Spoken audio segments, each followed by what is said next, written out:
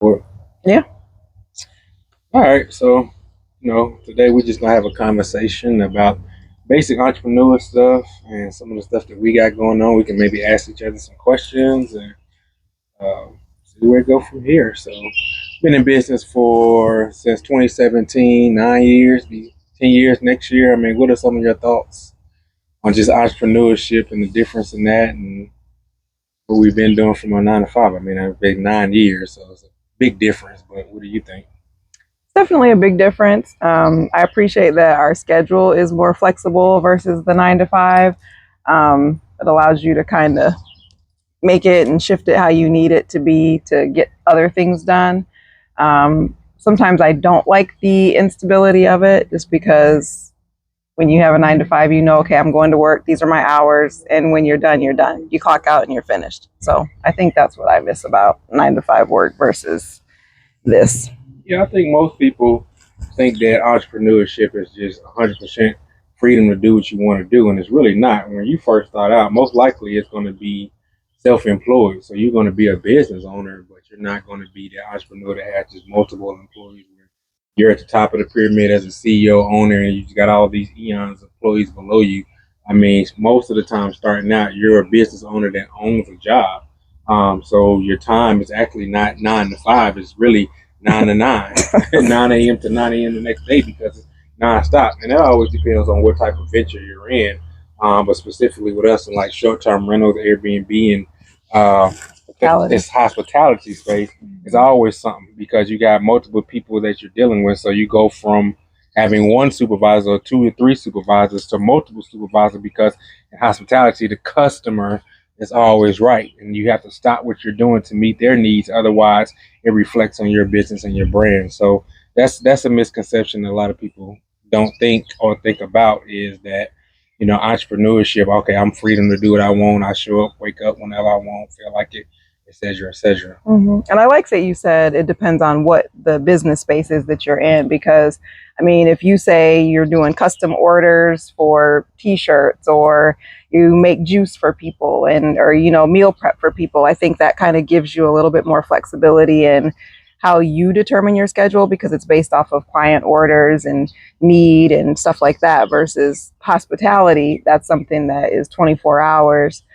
so it kind of gets a little bit tricky, but just something to keep in mind if you're wanting to dip into the entrepreneur space is kind of keep in mind what do you like doing, what would you not mind doing for people to serve people, and also, how is that going to affect how you move about in life and how you want your schedule to look. Yeah, and that's what we do as coaches. We kind of help people, make that transition. So whether you're going to transition to out of your 9 to 5 and do entrepreneurship full time, or if you're going to, kind of juggle the two at the same time, you want to do it strategically. I mean, as you guys can see, my book is here. The 7 biggest mistakes entrepreneurs make before leaving their job. That book is something just you can purchase now that's going to help you because there's a lot of things that I didn't consider, we didn't consider, making that transition when you're talking about financial resources and having rules and regulations of your city, depending on the type of business that you're getting into. What are some of your state laws? Those things are things that people don't consider. The timing of it, like we talked about briefly. 9 to 5 is you start your job at 9 and you're out of there by 5. Well, entrepreneurship can be nonstop 24/7, even on holidays. How you going to flexibility with that? What kind of cash reserves you're going to have. That book highlights all of that you want to have in consideration before you make that leap and before you get out there and say, I'm going to make hundreds of thousands of dollars or millions of dollars. Yeah. I want to make sure starting out that I have, enough cash reserves to even make such a leap. Yeah, it's definitely stuff to keep in mind. Yeah. So what else we got going on as far as exciting business options? Yeah, so I mean, if you guys are following us, and we appreciate those that have been following us, and as we continue to grow, as on Kurt-Wilson.com under the exit strategy, we operate in mainly 3 pillars. So our 3 pillars are, like I said, is short-term rentals, Airbnb, VRBO, government contracting, and then all that feeds into our multifamily real estate portfolio. So that's our expertise. That's what I help people with, coach them on if they want to get in either one of those pillars of space. And that's essentially what we have going on. That's how we essentially use all that to buy our freedom. Now we have, systems and things in place. Now we have cleaners, for the Airbnb. Our government contracts, federal government contracts, are not locally in Huntsville, Alabama, where we reside. They're across the United States. But we have people in place in those respective cities that manage those contracts for us while we do it remotely here. So, and then with the multifamily real estate, like I said, we take all that revenue and roll it up into that because that's our long term nest egg, and it keeps us busy, to say the least. But I wouldn't trade it in for the world, and the freedom and things that come with it is kind of priceless. Yep. So, man, so we hopefully you guys can ask us some questions. We look forward to some questions, or look forward to working with some of you guys, and get some hands-on questions because I get a lot of people DMing me, maybe even DMing Chris, just asking general questions.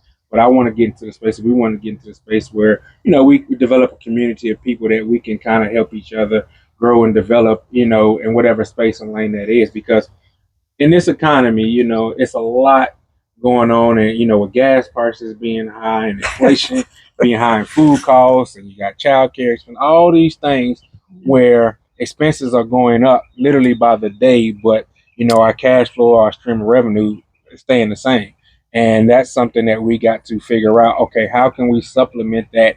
Either where it's one job where our career is, suffice enough to pay for all that, or we have multiple streams. Multiple streams of significant, or shall I say, a lower dollar amount can be a lot if you have multiple of them. And that's what we kind of coach. You don't always have to have one big bag, as they say. But if you got multiple streams of income coming from different resources and sources, that can, buy you that freedom in the time that you're looking for.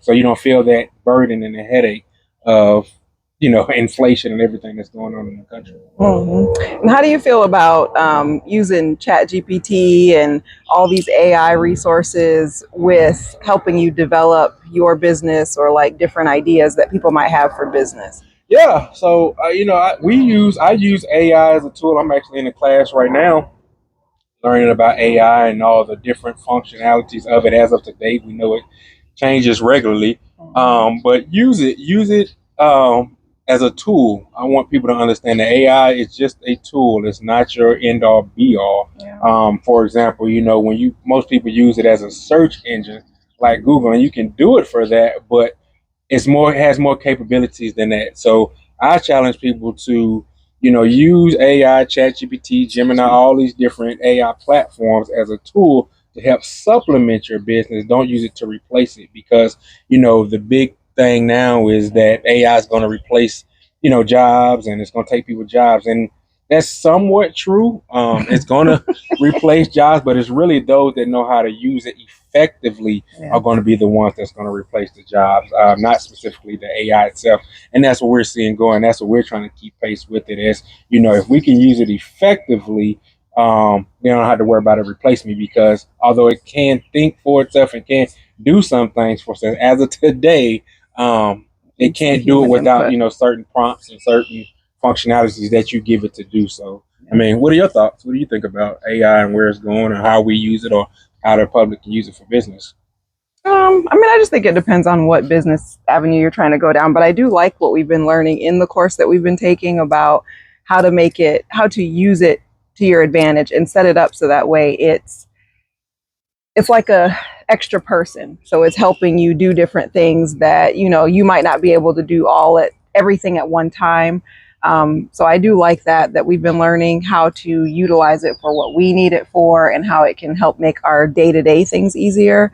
I do see how it's taking over in some aspects and how it can be a benefit for different businesses. But I think too, it's something that you need to just stay on top of. We shouldn't be scared of it. But if we don't know how to use it, which I don't like change, I don't like new things. So I think to me, it's going to be a learning curve. But I think if you learn how it can help you specifically, I think then, it's not something that we should fear. It's just something we should try and become accustomed to. And it's here whether we want it to be or not. So I tell people all the time, we all, kind of turn our nose up to change. But the reality is two things that are guaranteed in life, and it's death and change. So figure it out. That's the least I can say in a respectful way. But Yeah. once you figure it out, once you learn it, once you be able to apply it, you get accustomed to it like anything else. As people, had to get accustomed to the pandemic, or you got to get accustomed to smartphones, or you got to get accustomed It's to true. working from home and then going back to work. I mean, all these things that are happening, we have to get used to and change. So It's I true. tell people with AI stuff, just take your time with it. Don't feel like you got to learn it all in one swoop. So that can Um, definitely be it's overwhelming. very overwhelming. Yeah. The course is very, but break things up, and that's why it's imperative that people get coaches in entrepreneur space. Because you're gonna have so many people and so many things pulling you a million different ways that it becomes overwhelming. But And I then you tell just get people, overwhelmed and don't want to do any of it, right, and you're not moving forward. You're just kind of stuck in a place of, I don't know, it's fear, and it's just like, okay, it's too much information overload, and I just quit. I just won't do any of it, right. which that doesn't help anybody That either. doesn't help. So that's why I say, get with a coach, get with a mentor, somebody that's going to strategically give you something, blueprint that's geared specifically for you and your business. That way you Mm-hmm. can get to whatever that freedom goal looks like for you. And we will be doing more videos like this. Like I said, this is kind of the intro one to introduce who Caress and I are, and kind of where we're at in the space we're at. But we're going to want to be specifically talking about the different pillars of our businesses, and diving into those a little bit more depth because I want to start helping people with government contracting. That's Mm-hmm. the largest customer in the world that people don't even think about selling their services and products to. And because I came from that space, I understand both sides of it. And we was blessed to win some federal contracts, and I want to start helping people understand how they can start selling their services and products to the federal government. And it's a long play, but it is a play that once you get it, it can become that passive that most people, dream after. So, Yeah. Well, it's definitely something worth looking into. I mean, you never know what could happen. You just be consistent. I think you've taught me a lot of stuff about as far as, looking and how to search and what we're looking for. And I think that can be overwhelming too, just because there's so much out there. You kind of need to know, like, well, what do I want to try out? What do I want to stick with? But there's so many different options that, the opportunities are endless. You just have to be willing to take that risk. So, yeah. Yeah, and if you guys are still rocking with us, hopefully you guys are to the end of this video. Put in the comments, please put in the comments some of the things that you want to talk about. We're still at a level where we're reachable. You can contact us, and you're going to get us. You're not going to get AI prompt, or you're not going to get a VA or virtual assistant or anything. And you're going to be able to reach us and connect with us directly yeah. because we want to be able to help people. That's at that beginning phase and the transitional phase. So put in the comments some of the things you want us to talk about because what are your barriers that you're struggling with so we can tackle those together and give you guys some feedback. So we look forward to reading the comments. We look forward to hearing the feedback and what you guys think. But this is Kurt and Caress. Go to our website, kurt-wilson.com. Look at the exit strategy. Look what we have to offer. And we look forward to helping and working with you on your entrepreneur journey. Yep. See you next time.